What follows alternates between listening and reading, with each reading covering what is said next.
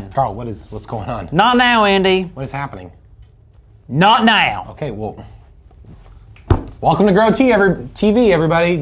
I can't do this without you. Subscribe. Welcome to Grow TV. Hosted by Carl. Where we have fun with our friends, talk about Jesus, and go over everything the Bible has to offer. Now once again, welcome to Grow TV. This can't be happening. This can't be happening. So Carl, I feel like, I got a feeling something's going on. You want to talk about it? Care to share at all? Well, if you have to know, I'm not gaining any followers. Followers? Yeah, followers. You know I have a YouTube channel, right? I think I heard something about that, yeah. Well, over the past few years, I've gained over 50,000 followers on my YouTube channel. And every day, I get a few more followers. But today, I haven't gotten any. It's really weird. Right? I mean, I don't know what to do. Did I say something? Are people getting tired of me? I'm sure there's actually a pretty reasonable or simple, explanation for all this. Did you happen to change any settings, maybe privacy settings or anything? The what? Privacy settings. If you touch one of them or mess with one of them, then it would make it so only you see the videos and not the rest of your followers. No, of course I didn't. I'm an amateur. What if my followers don't want to watch me anymore? What if this is it? I'll have to quit YouTube, change my name to something like Keith or Tobias, and become a manager of a Cinnabon in Omaha. Actually, it doesn't sound too bad. Really doesn't. But you get what I mean. Oh man, this is awful. Just awful. 100%. What'd you do? I changed your privacy settings. See, you had it on private, so that means only one person can see it, you. But now it's on public, so now all of your followers can see, and now new people can subscribe. Holy cow! People are liking and subscribing now. Thanks, Andy. Now I'm gonna get more followers. Sorry I didn't trust you with the whole privacy setting. No worries. It did make me feel kind of like we were in the whole Jesus and Simon Peter situation. The one with the rooster? No, the one where Jesus calls him and Andrew to follow him. I know I've heard it, but for some reason my memory is a little fuzzy. How'd that go again? Well, there was this time that Jesus was going around teaching, and a lot of people gathered around him. Then Jesus got into a boat. Simon Peter's boat, right? You got it. Jesus asked Simon Peter that if he could push out the boat just a little bit further. Jesus sat down and he continued to teach. That's pretty cool. So is Peter a fisherman? Yep, sure was. Him and his brother, Andrew. Cool! I love fishing. So after Jesus was done teaching, he told Peter to throw the nets back in the water. But Peter told him that he'd been fishing all day long and they'd still caught nothing. I mean, yeah, I know Jesus is Jesus, but Peter and Andrew, they're like professional fishermen.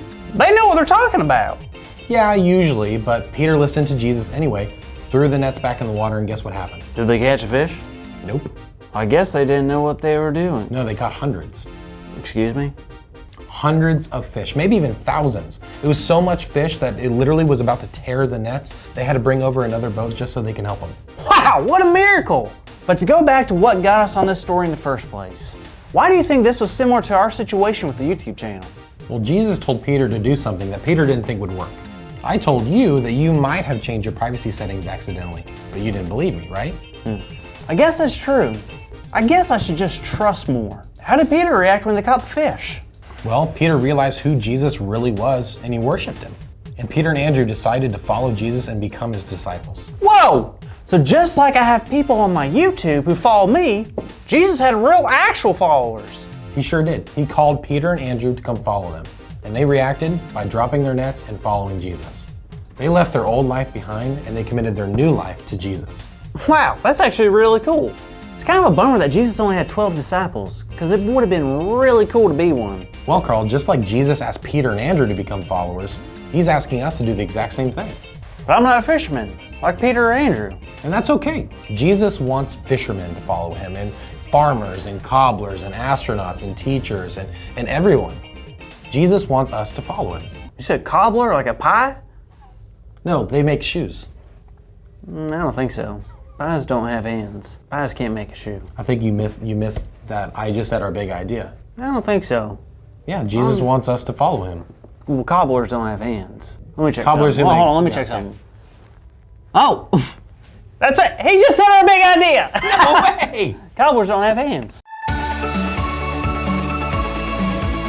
Today's big idea is cobblers don't have hands, they're pies. No, our big idea today is Jesus wants us to follow him. Oh, yes. So let's say it out loud on the count of 3. 1, 2, 3.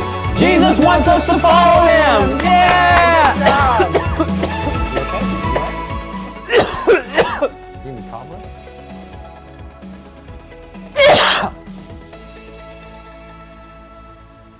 Speaking of fishing, do you know what the most expensive fish out there is? No, I don't think I do. The goldfish. Oh, what do you call a fish with no eyes? What?